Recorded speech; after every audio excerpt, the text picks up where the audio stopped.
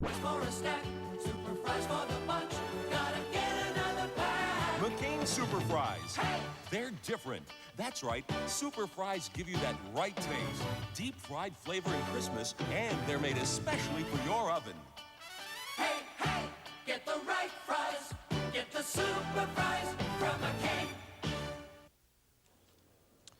It's Prince Charles' 38th birthday today, and he and Princess Diana find themselves in the tiny country of Qatar in the Middle East. It's a nation where scenery consists mainly of oil and sand, but it seems there's always something of interest to look at whenever the princess is on display. As Britannia lay off the island of Masirah in the Arabian Sea today, they fired a 21-gun salute to mark the prince's 38th birthday. But what a place to spend a birthday.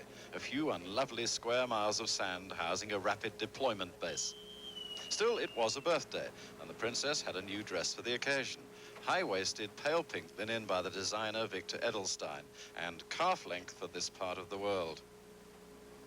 The purpose of this rather strange journey was to go to the British relay station and meet the staff and their families, who don't get many visitors, royal or otherwise. 15 minutes and a glass of orange juice later, it was all over.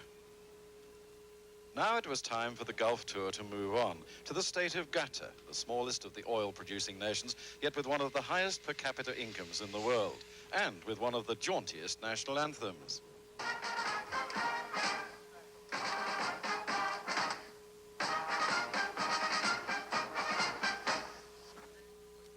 Tonight they went to dinner with the Amir, Sheikh Khalifa, in his palace, the home of the Al Thani family, who have ruled this country for over a century.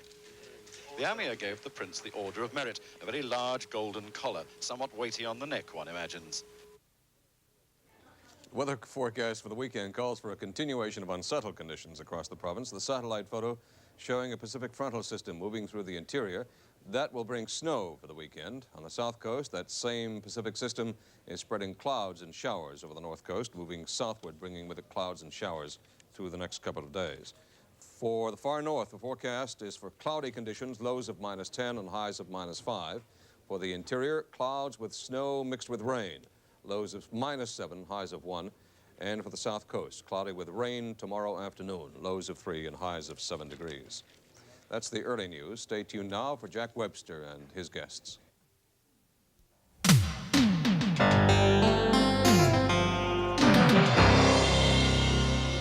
Good evening. Credit where credit is due. I was baffled by Premier Van der Zam's statement the other day that he was going to set up a panel of non-experts to attempt in short order to come up with the proper recommendations, perhaps to settle the disastrous FIR-IWA strike. But he appointed what looks like a first-class panel. Hodgson, Pierce, and Saunders. They all know a lot about the business and the industry, and with a little bit of give here and there and the pensions fixed up, I think it's possible, and goodwill, I think it's possible that this strike could be ended without the necessity to legislate the IWA back to work. I hope nobody in Victoria falls down because of that praise. Good move, good panel, good luck. Now, I'll keep the bad news for later. First, here's Steve with the rundown. Monte Carlo. It's the land where fairy tales come true, where an American actress became a princess. But when Princess Grace died, Prince Rainier kept one member of the royal family away from the funeral. And the Baron Christian De Massy is in the studio to tell us why the family doesn't like him anymore. But first, you'd think this would be a marriage made in heaven for the right-wing National Citizens Coalition, but even Brian Mulroney has fallen from grace. Tonight, Colin Brown, the founder of the National Citizens Coalition, and its co-leader, David Somerville. Gentlemen, I said, and you saw the little piece I did on Tony's show, that you people are somewhat to the right of Attila the Hun. You wouldn't deny that, would you? Well, I don't know how right he was, but we think we're right down the middle. Right down the middle. There's not one political party, Mr. Brown, that will adopt your views in this country. Well, that's right, because they're all to the left of center. So you too, David Somerville, by the way, you're the chairman and the founder of this dangerous organization. That's right. And you're the guy who runs it. Well, I help run it, and you know, we believe that we're middle of the road, our road. And Jack, to be fair, I think we should mention that a number of the things that we've been pushing for a long time have been adopted by such outrageously right-wing regimes as Bourassa in Quebec and privatization, and Mitterrand in France, a socialist government. Now, you know, we've been pushing some things that have become pretty popular. I know, but I know what you really want to do. I know your hidden agenda. Which, well, tell us. First of all, you want to wipe out the University of Social Programs, don't you? Universality of Social The Programs. universality, absolutely. Next thing, you want to slash UIC from its present 52-week benefits for 8 weeks or 10 weeks' work, don't you? Yes, that's pretty outrageous. Yes, we'd like to. And you'd like to cut back on Medicare and allow the doctors to give extra billing. We wouldn't necessarily like to cut back on Medicare, but we don't see why we should be the only country in the Western world to have made private basic medical insurance illegal. Seems kind of silly. What's silly about Medicare? This makes us one of the most civilized nations in all of the world. Excuse me, in Britain, as you very likely know, that if you are in Britain, you can insure yourself so that you will be able to have operations done in good hospitals at immediate notice. That's right, and with due respect, I may know more about it than you do, and it's called BUPA in the main. And the net result of BUPA for executives in Britain is that one class of people gets a higher grade of service and priority in the hospitals against the ordinary working man. That is exactly wrong. Could I just, although you may know more about certain things in Britain than I do know for sure that unions in Britain are getting this special coverage that you are attributing to only the wealthy. That's correct. They're making the employers pay the dues for BUPA. Well, what's wrong with that? It still leaves a hell of a lot of non-union people who are going to get second-class service in Britain. Now, what's happened is that it's exactly the opposite, Jack. What's now happening in Canada is that we're going to start to see, over the next 5-10 years, a pretty rapid deterioration in health service. It's coming, just the way it's happened in the UK under state medicine there. When that happens, the people who are upper income people can afford to go down to the States, to the Mayo Clinic, pay cash on the line and get the best care they want. Very small proportion of Canadians. Right. The people on the bottom of the heap get the worst treatment. What we're saying is, look, give everybody a chance, put in a safety valve, and keep Medicare. That's all we're saying. All right, now tell me why you've lost all sympathy and support for Mulroney. What do you dislike most about Mulroney? Well, he has just pretty well done the opposite to what we hoped. We are shocked that as soon as he gets elected, he starts appointing NDPs all over the place in very, very important positions. To send an NDP leader down to New York to represent the Canada in the eyes of the third world, it makes everyone in the third world think that Canada is a socialistic country. Well, of course, don't forget he appointed Ian Deans, who hated the Mulroney government, it would seem, to be the head of that judicial panel for the civil service, That's correct? Right. And Gerald Kaplan is head of co-chairman of the Broadcasting Task Force, and Dennis McDermott is our ambassador to Ireland. I mean, what did Ireland ever do to deserve him? And you're telling me that Mulroney is really a secret socialist? No, I wouldn't give him that much credit. We think, I think it's fair to say we've got two problems with him. One of them has to do with his policies, which are that we don't really think he has many. The second thing is that I think there's a feeling abroad in the land that his personal convictions and his trustworthiness are somewhat lacking. In other words, he's an opportunistic politician who was very, very cleverly gave the CF-18 contract to Montreal because Quebec has 75 seats. Now, he had to do that, didn't he? No, he didn't. Absolutely not. What should he have done? He should have done the right what thing. a Liberal MP from Montreal, Donald Johnson, said he should have done. He started the tendering process. The company which had the lowest bid, which was most technically competent, which had the hardware to do the job, should have gotten the bloody contract. And instead, it went to Quebec, where they're going to have to end up buying the hardware from Bristol to do the job. Yeah, well, fair enough, but we in British Columbia are in such desperate straits, dire straits, that we are pleading with Mulroney to give us the $750 million contract for the icebreaker for our derelict shipyards. Now, that would be a good thing for him to do, wouldn't it? Well, you see, I can't get warmed up about the icebreaker. Because you come from Toronto. No, You've got it's not. prosperity there. I think the icebreaker's a joke. The whole thing is a joke. No, just the icebreaker. Why a country that owes as much as we do has to spend $750 million on an icebreaker that is, what good's it going to do?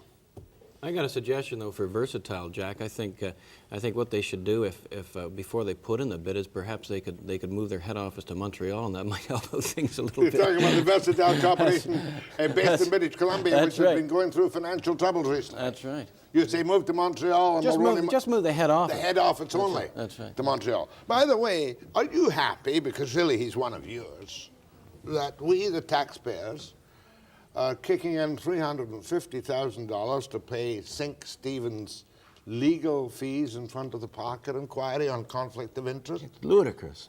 Who cares? You're against that. I mean, I understand that if he gets found guilty, he hasn't really broken the law. He doesn't go to jail. It's No threat to his liberty. no threat at all. And here we're paying this thing, and well, thanks to the media, front page every day. And you people don't like the media. You think we're a bunch of left-wing pinkos, don't you? Yes. Yes. Well, I am not making any more attacks on civil servants. I had to back down on something I said not so long ago. But you give me your spiel All right. on index pensions. Well, I tell you. Fully indexed pension. Yeah, please. They're not fully indexed Oh, now, they are are. That is the whole thing. That when we were raising hell about the civil service pensions, they were fully indexed pensions. We were getting into the area of inflation getting, well, as we know, some countries getting into inflation. 20%. 20% or 100, like Argentina with a snap of the finger. Now, they would have been the princes and the princes of Canada. They would be better off than anybody. Well, did they cap the indexing? Well, what's happened is there's been a lot of fairly involved and delicate negotiations going on with the unions. And what they're going to do is, we believe, to take a basket interest rate from private sector plans and credit that to the that interest rate to the thing, which is fair with us. See, we're not against indexing per se. It's just the guaranteed unlimited indexing. That's wrong. Yeah. Okay, David Somerville, the president of the National Citizens Coalition, and you raise a couple of, how much do you raise a year for your propaganda? About this year should be about 1.6 million. Is that all? Mm-hmm. Only 1.6 million? I thought the big boys in Bay Street would have been shoveling the money in your direction. Yes, but it's not tax deductible, you see. Oh, your money is not tax deductible? No, it's all after tax. Well, that's fair enough. I certainly wouldn't like to subsidize you through my taxes. Well, we wish the same was true for a lot of other groups in Canada. Such as? Oh, I think at the top of our list has got to be this new Canadian International Institute for Peace and Security, headed by Jeffrey Pearson, which is an absolute outrage. And that's tax-deductible contributions? That's worse. That's $5 million worth of taxpayers' dollars are going into that outfit. To Who's start he? out with. Is he Pearson's son? That's right. Yeah. Lester Pearson's son? Yeah, and this, I mean, the things that this guy has said are Leave are them just for the moment. You outrageous. might get a chance to get back to them later. But I'm sure many of your fans will want to talk to you, and I'll throw in a few questions if necessary after the break.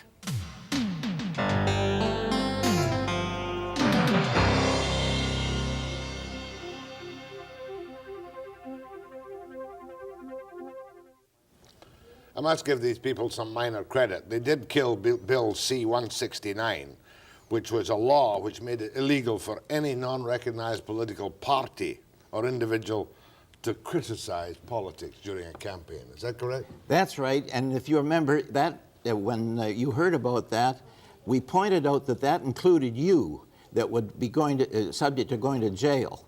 And you said, well, I would go, and you would join us.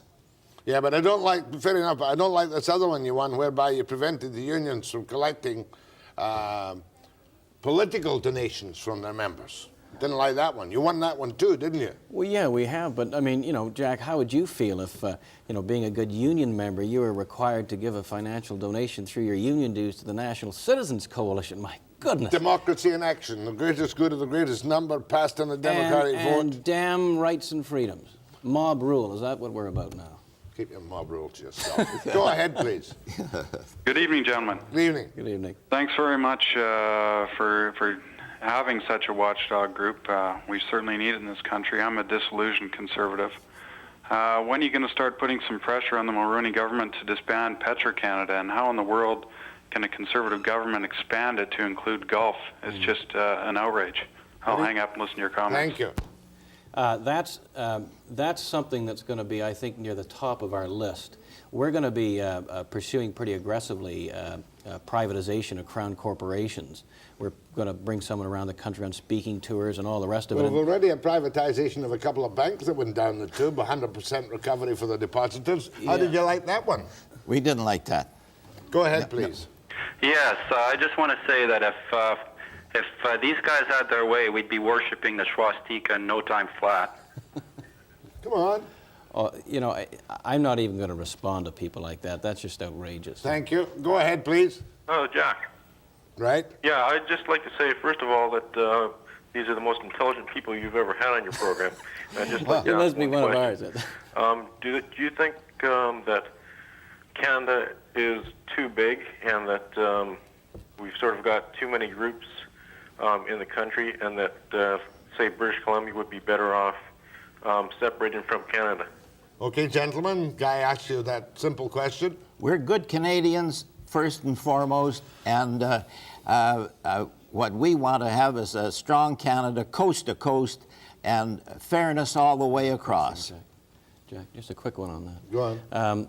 You know, I think I know where he's coming from, and this F-18 Canadair deal is kind of like an open wound now. Right. We're big boosters of the Triple E Senate, which would helps what? the Triple E Senate, a Senate that's elected, effective, it has veto power with equal representation from all the provinces, which would stop the looting of the West by the central provinces and help stop outfits like, you know, the incidents like this latest Canadair thing.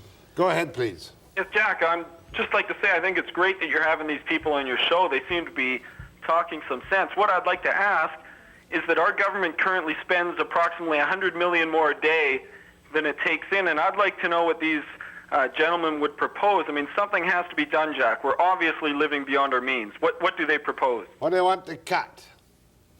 Well, first and foremost, we agree with that man very, very much, and there have been suggestions, good logical suggestions, we understand, have been made by a group that the Prime Minister put together, but they are not paying attention to those recommendations. You mean the Eric Nielsen Task Force study? That's right.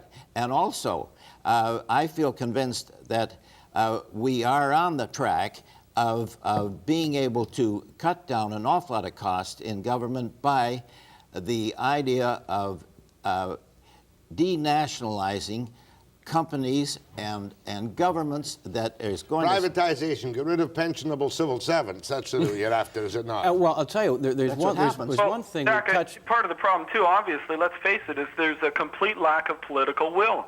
And until we get politicians that... True. Until we get politicians that, you know, have the guts to do something, I guess nothing will ever be done. Yeah, and so, but just, you know, these guys are kind of a voice in the wilderness, and it should be heard. Well, I think one thing that we have to do, and one thing that this listener can do, is turn the screws on their MP and tell them that, and tell it to them loudly. I mean, because that's really what it is. There's lots of answers around. It just takes some guts to put them through. And one quick one, Jack. Here's $1 billion we can wipe out like that. What's that? Family allowances. Universal right now. We put to Canadians, should we stop paying family allowance benefits to families with household incomes of more than $40,000? No. 81% of Canadians said yes, we should stop it, and the people who earned more than $40,000, 80% agreed. The support's there. All we have to do is cut out the stupid sacred trust business about universality. Should 2 unemployment insurance checks, maximum $310 a week, go into one family and one household? I don't know. A small point. No, it's a big point, because you people are totally in favor of slashing unemployment insurance, aren't you? It depends what kind of benefits. The evidence now, and a Newfoundland Royal Commission just finished agreeing with this, is that the way the thing's structured now, what they're doing is they're creating poverty traps, they're encouraging cultures of poverty, they are sapping initiative, they're encouraging joblessness. Now that's a bad system, it's got to be reformed. But in a nation which has become by and large, certainly in the West, used to considerable affluence, the thought of losing it, and now we don't have it, the thought of losing the social safety nets is very disturbing. We're not talking about losing it, Jack. We're talking about reforming it. Yeah, but you don't want to see people getting 52 weeks benefit for 14 weeks contribution. What's happened right now is that it's possible for someone to work for 8 weeks, quit their job, and then collect 50 weeks of benefits. Now that's a horrendous system, and we're not doing the people who are accepting it a favor. Yeah, I know, but we've got real problems in BC. We've lost 20,000 woodworkers to the industry. We've got 20,000 more on strike. We've got 10,000 working. We've got the Americans playing silly fools with us, and Mulroney playing silly fools with the Americans. You guys from Eastern Canada don't know how bad things are. Yeah, but can I just go back to that one about the people, that families that are making over $40,000 a year shouldn't be being able to cash in on welfare as easy as they do. And there's the saving of $1 billion. Not welfare. No, family allowance. Well, Family allowance. Yeah, family family allowances. Well, would you go for a guaranteed negative income tax? Absolutely not. That doesn't work, apparently. I'll tell you, there's a very quick This isn't thing. the United States where you're free to starve. No, but listen, wait a minute, Jack. In the United States, 2 experiments, they're called the Syme-Dime studies. They're income maintenance experiments in Seattle and Denver. They went on for 3 years. They were studied intensively. The deal was that you had a minimum income whether you chose to work or not. Over the 3-year period, young single males reduced their hours of work by 42%. Marriage separations increased by 36%. It's like you dropped a bomb on the community. More with Brown and Somerville. This is Somerville, this is Brown. They're the National Citizens Coalition after the break.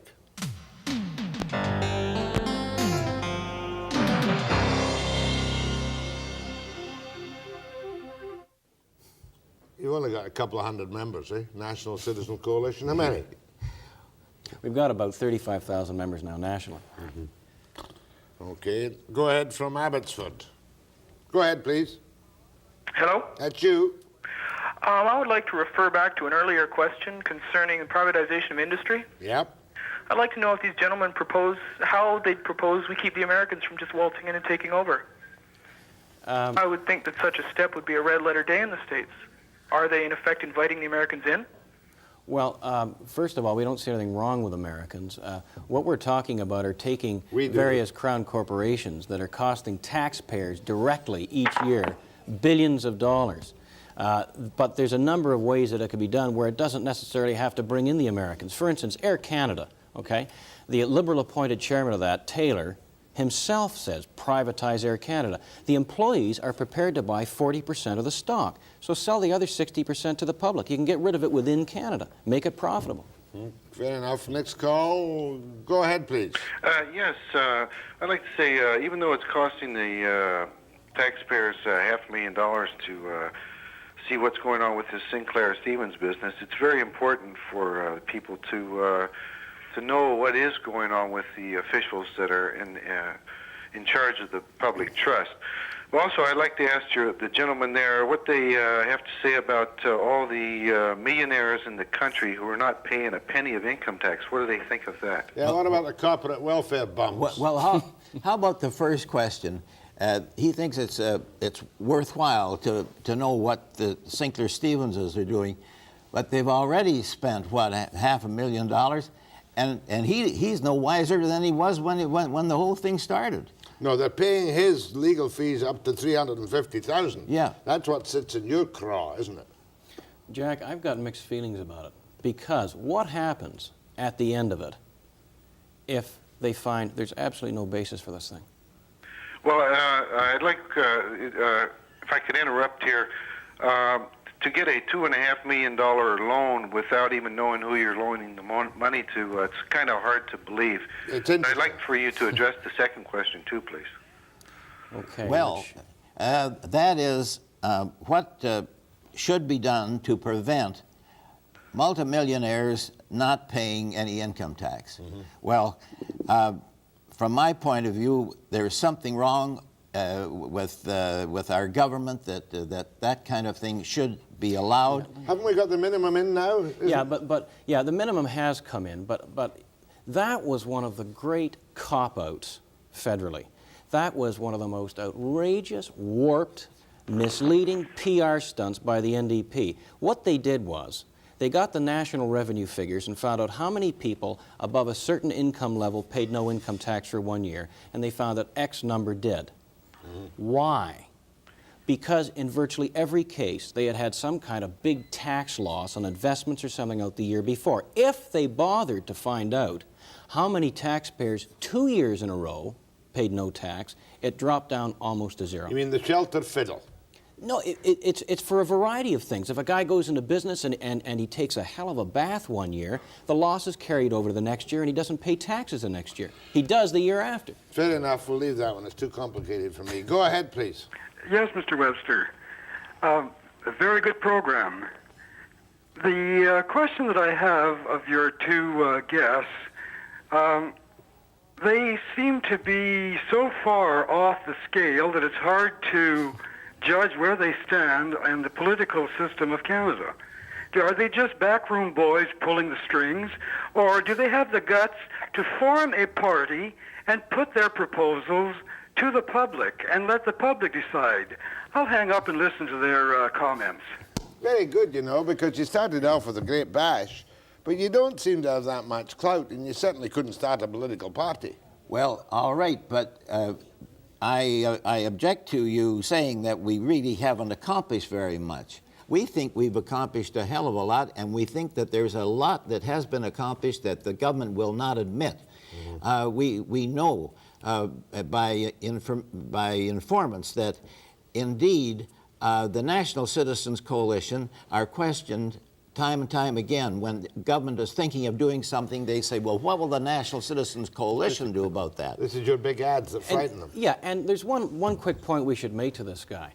A lot of the stuff that we undertake because none of the political parties will touch it with a barge pole, or because they're all in bed together in the first place. For instance, on full indexing of pensions for MPs. For instance, on giving themselves 60% pay increases. For instance, forming a little political club and passing Bill C-169 and threatening to throw people like Webster and Colin Brown in jail. For instance, like taking on the abuse of union power, which no one will touch like a barge pole. Canada needs a free enterprise, free market group like the National Citizens. All we need is about $50 million. And with that money, we would make this country hum, because we would be exposing a great deal more than we are, and we would be getting more Canadians understanding the mistakes in our government. Go ahead, please. Hello. Hello? That's you. I'd like to refer to a word used by you earlier in the program and ask either of the two gentlemen, guests of yours, if they understand the meaning of the word class as it relates to Canadians. Class? Class. Crass. Class. As in a class warfare? That's right.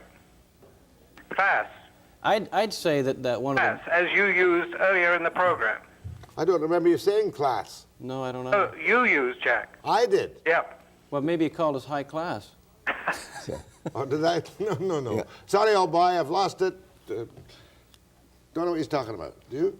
Well, I'd be curious to know what his complaint was. No, it's too complicated. Let's carry on. All right. Go ahead, please. Yeah, Jack, this is a very confusing program. I'd like to know where these two people come from, what their background is, and how they got on your program. One of them defined themselves as a good Canadian. What's he say that is?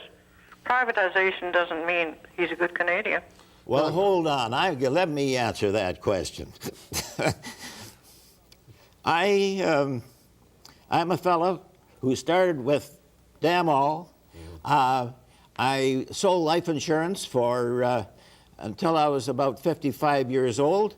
I was fascinated by the bad things that I thought our governments were doing. I started this organization.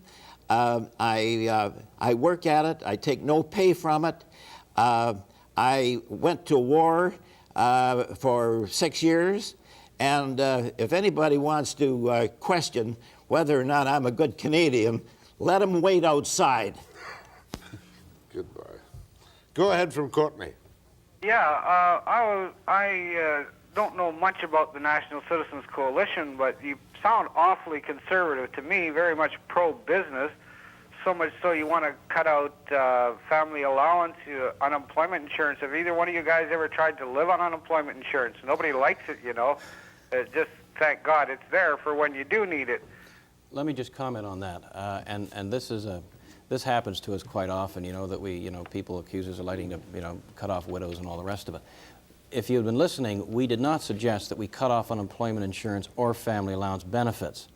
What we suggested was that you do not give family allowance payments to people who earn more than $40,000 a year, because all that does is take more money from taxpayers, filter it through a growing civil service to hand back to the taxpayers in the form of handouts. That does not help the guys in the lower end of the stick. There we must leave it. My thanks to you, David Somerville, President, and to you, Colin Brown, the Chairman and Founder of the National Citizens Coalition. You are a bit of a nag and a bit of an annoyance, but you do some good work, if only by happenstance on occasions. Jack, so do you. And I'll be back with a change of pace after the break. Great.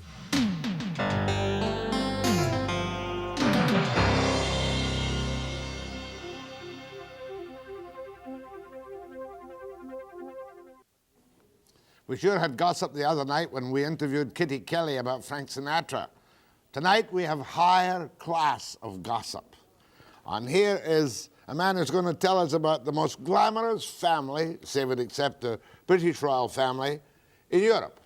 The family of, the Royal Family of Monaco. Is it Monaco or Monaco? Monaco. Monaco. And this is Baron Christian De Massy. You're the nephew of Prince Rainier, are you? I'm the son of his only sister.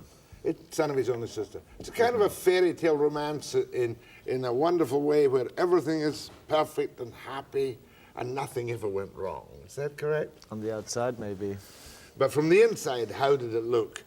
Grace, of course, was a great folk figure in North America, and she must have been a wonderful person, Princess Grace of Monaco. Well, Princess Grace made us. She put us on the map. She brought her sense of dignity and of morality to our country.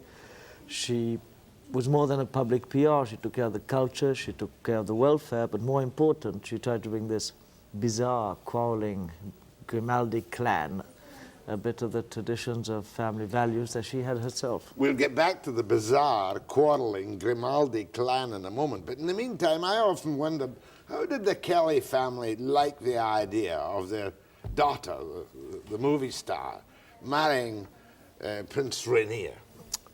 One quote from old man Kelly, when Rainier proposed, he said, royalty doesn't mean a damn to us. Eh? Mama liked it a bit more, I think. But Tell me, how did Prince Rainier select Grace? Did he have a shopping list of the kind of women he wanted the kind of woman he wanted as his? No, he needed to get married, and in a hurry. She obviously had to be Catholic, because in Monaco, the prince is head of the church as well as of the state. It would have been better if she was American, and even better if she was a celebrity, so Grace was, he couldn't have done better. But of course the wealth didn't matter, because Prince Rainier is loaded, I presume. And now he's extremely loaded. But in those days, we weren't doing bad, but the privy purse must have been something like $1.5 to $2 million a year. Now we get $9.6 million a year, tax-free. Tax-free? We get, me no more, he gets, and which is supposed to be divided by 7 people, not equally, of course, and apart from all his private businesses.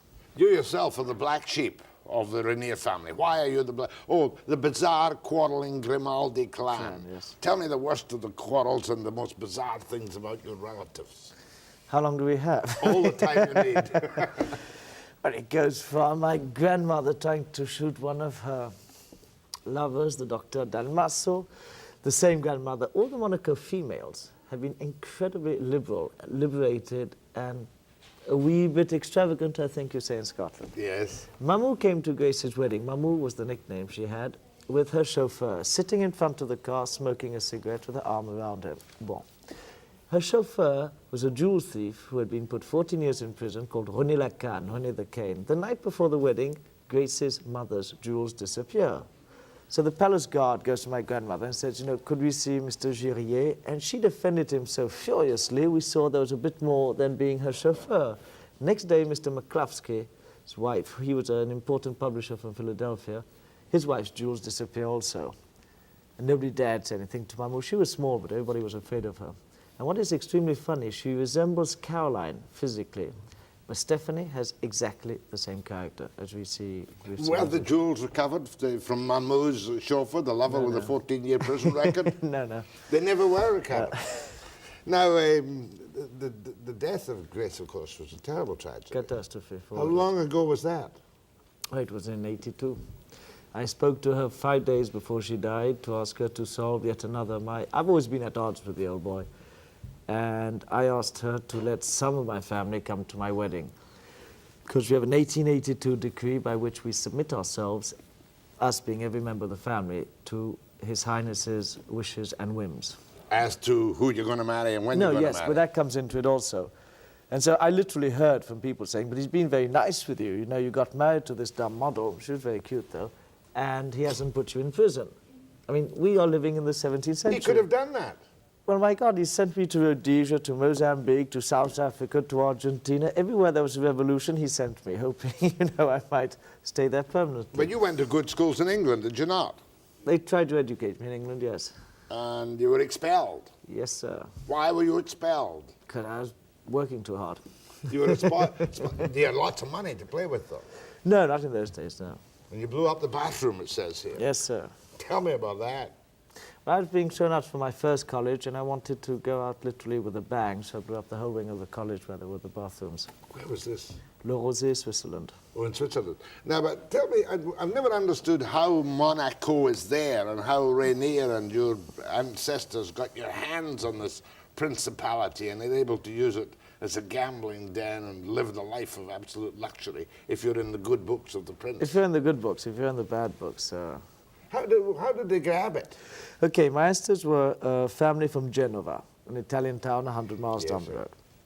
They were described as sea merchants. Other people would say they were sea pirates. But anyway, to cut a long story short, one night there was a big storm. They were at sea and they saw this natural harbor. If you look at Monaco, you've got the palace on the rock on the left, the casino on the right, but it forms a natural harbor.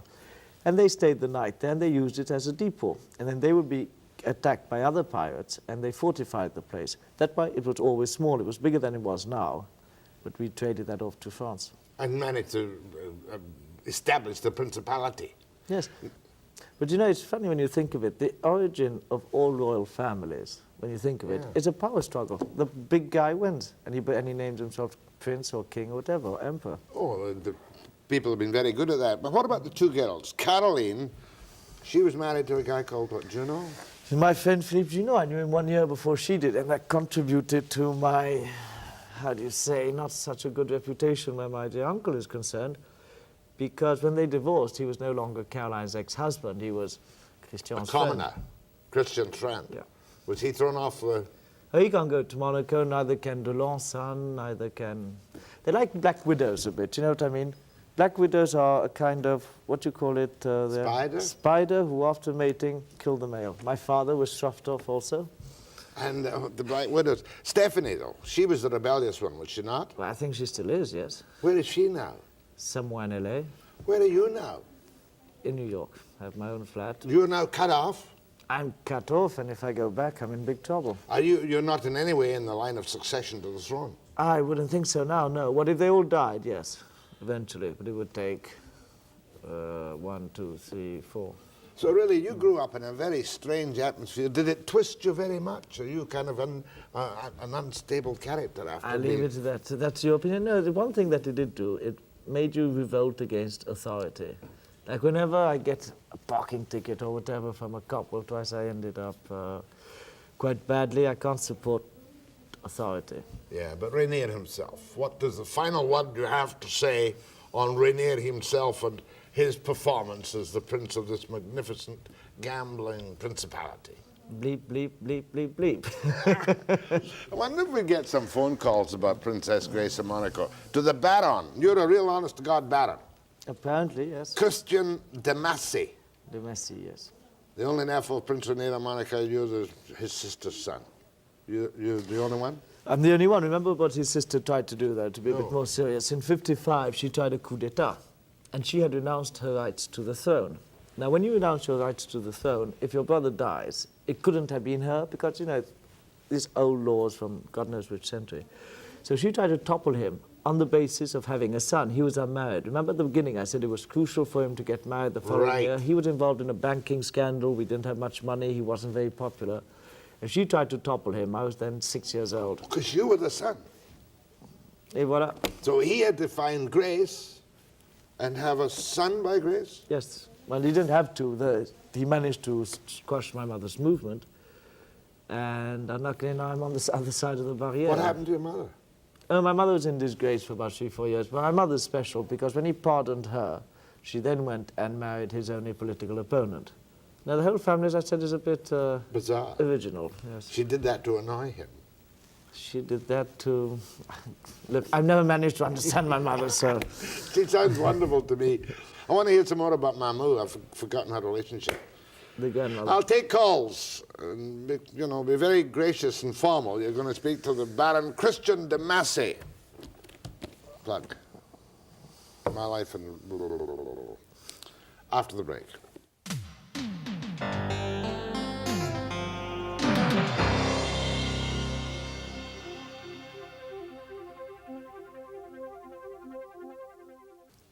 Baron Christian De Massy has written this book about the Royal Family of Monaco. Rainier was difficult to deal with, of course. But was he pleasantly informal with the likes of you or Philippe, who was married to one of the girls? No, with us, yes, but Philippe had a hell of a tough time. He was always against the wedding. I like Philippe as a friend. He's a great guy. I want to marry him myself, but still. Philippe, once he got married, Grace did not accept it, but tried to make the things the most pleasant possible. Rainier always imposed him to refer to him as Your Highness, and he had to speak in the third person, whether there was two of us or in public. Now, it's kind of humiliating, and it doesn't exactly help. The son-in-law has to say, Your Royal Highness. Your Highness. No, Your Highness. He was being modest, Your Highness. Go ahead, please, Your Highness. Go ahead. Baron. Yeah. Hello, Baron. Hi. Yes, please. I was just wondering if you think that there was anything mysterious also about the accident, but also about her death, you know? I think the doctors didn't do enough to save our gracious Grace. Isn't that nice? And I really mean it because we were followers of her for many years. Can I hang up now and listen to your comment, please? Yes. Yes, I know. There have been many rumors, the KGB, the mafia, and all that was a load of... Nonsense. More nonsense. And the version most people believed was that Stephanie was driving. Now, I was not there. I was in Saint-Tropez. But sincerely, I'm absolutely positive Stephanie was not driving for the simple fact that Grace was so highly moral, respectful of the law, that I cannot conceive she would let her daughter do something illegal in France, because Stephanie was under 18. She did not have her license. Whether the doctors were incompetent, absolutely, like most of the other civil servants in Monaco. But don't forget, we are a country of 4,500 people. This is not an excuse. I think this is just a ludicrous thing about our country, where Monegasques have priority in every way. So if you want to become a policeman or a waiter, that's fine. But being the head of the hospital, if you're a Monegasque man and you've escaped through your exams, and I am a genius from Houston or from wherever, it's the Monegasque gets the job. And they didn't think of doing a scanner, I think you call it, till about 11 o'clock at night, and it was too late. Interesting, to say the least. Go ahead, please. Hello. Where are you? Nobody there. Go ahead from Rossland. Yes. Your guest probably doesn't know, but they're talking about gambling in BC. I was curious about the specifics of the gambling in Monaco and how it relates to the state and how they, what percentage they take or how they handle it and so on. Can you explain that? Yes, very good question. The casino started in 1883 or 6. We imported the Blanc brothers from Baden-Baden to start it. But before the casino, we presented the bloodline of Monaco. And around the casino, to tender to our important guests, we built the famous Hôtel de Paris or the good restaurants or the nightclubs. Now gambling represents 3.84% of our budget. It belongs to a company called La Société des Bains de Mer, which means nothing, which means the company of sea bathing, which is owned 78% by the government. Now, the government, we have the power, so where the money goes. Is it a good gambling operation? Well, it's a beautiful one, but it's not very efficient to run because the Americans have just come in 10 years ago with the Lowe's Hotel, and after 1 year, they're making more money than we are. But the principal casinos are owned by the Rainiers, are they? By the government. SBM, which is owned by the government. And is the revenue good? Not that good? It's not bad. I mean, I wouldn't complain about it, but on the total budget, it's quite minor. Quite minor. Go ahead, please. Yes, good evening. Go ahead, ma'am. Good evening. Hello. Yeah, good evening. Go ahead. I would just like to make one comment, and I feel that the Baron and Kitty Kelly fall into the same category. I would very much like to have seen more of your gentlemen from the National Citizens Coalition.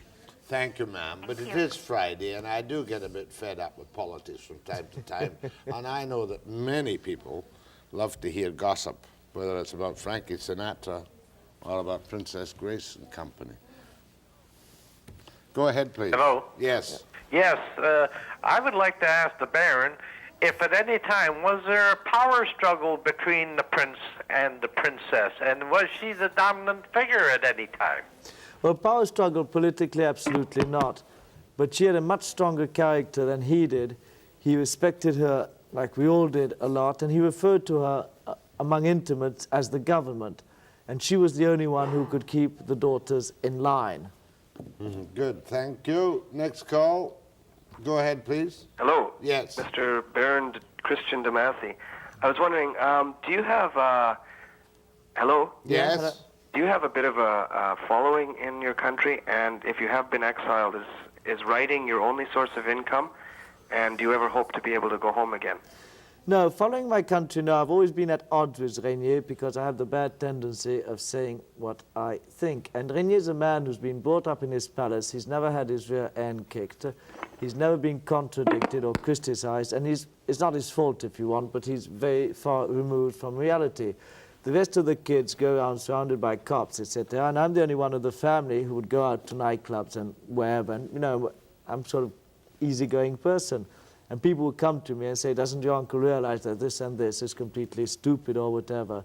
My exile going back now, if I went back now, nothing legally stops me going back, but I obviously would be put in jail or he would play a nasty trick on me. It would be very difficult. He's quite insufferable, in fact. Well, come on, he tried to shoot my father 30 years ago, so times have changed, but I would like taking the risk. Go ahead, please. Hello. That's you. Yes. I'd like to speak to the Baron. I'm a first-time caller, by the way, Mr. Webster. I have an old recording by Grace Kelly. Did the Baron know that she sang recorded music? No, in her movies she sang in High Society, True Love, and all that. No, I have the original recording, and it's brand new. Well, of Grace Kelly on two sides. Very good. And if you want to hear it, I will leave my phone number on, and not only that, Mr. Webster, I tried to get through to you about Frank Sinatra last night. Okay, hold on, and Jeanette will take your phone number. Thank you. Which one am I going to now, please? You want to take my phone number? Yeah, she'll take your phone number. Go ahead, please. Hello. Hello? That's you, ma'am. Hi. I saw a brief interview with Princess Caroline not too long ago, and I was wondering, like, she spoke French in the interview. I was wondering why she never learned English since her mother was from America. She's totally fluent in English. She speaks English fluently. That she went to school in England. I should think so, too. Go ahead from Kelowna.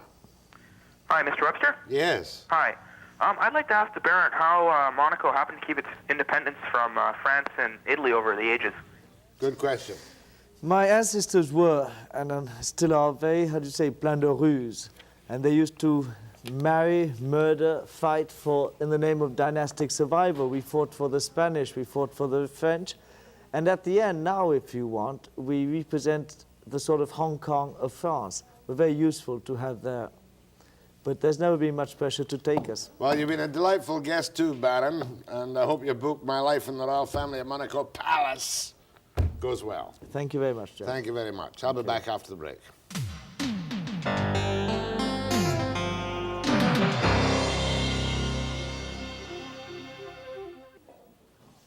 Don't forget, tomorrow there's voting in cities and municipalities, many of them throughout British Columbia. And in Vancouver, the voting machine is really perfectly easy to use. But don't forget to take your glasses, if you need them, so you can see who you're voting for, whatever you're voting, on whatever the issues. Monday, we'll have the winner on Monday, either winner, just to give us his first flush of victory. Don't know what else we've got planned for Monday, but we'll be here anyway at 5 p.m. precisely. Stay tuned for the news hour.